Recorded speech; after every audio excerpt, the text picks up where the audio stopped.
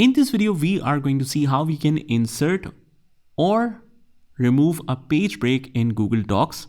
So let's say that we want to insert a page break so that we can shift a specific text on to the next page, or you want to remove one. Here's what you can do. First of all, just put your cursor wherever you want to create the page break. And what you need to do is just click on File and click on the page setup. You can click on the pageless and click on Set this as default. So what this will do is the pageless format allows you to add wide images and tables and consume content without interruption, without the breaks, without the interruption of page breaks. So click on Set as default, click OK, click Got it. And what you notice is you successfully remove a page break and is able to read complete document without any actual breaks in the page. But here the page breaks are indicated clearly.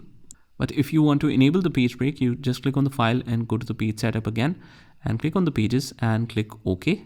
And you are back to the original format. Also, like I said, if you want to shift a particular text of document that is on the one page, you want to move it to another page, just hit enter, create a space between that.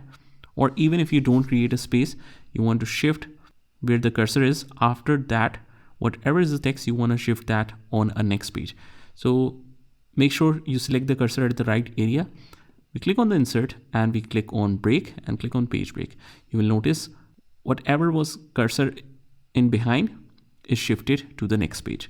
Also, if you want to remove the page break and move the document up, whatever we have shifted down, just press backspace and it will be back again to the first page of the document. So that's how you can insert and remove page breaks in Google Docs with different options. I hope you found this video helpful, and if you did, hit the like button and subscribe to our channel, and I will see you in the next one.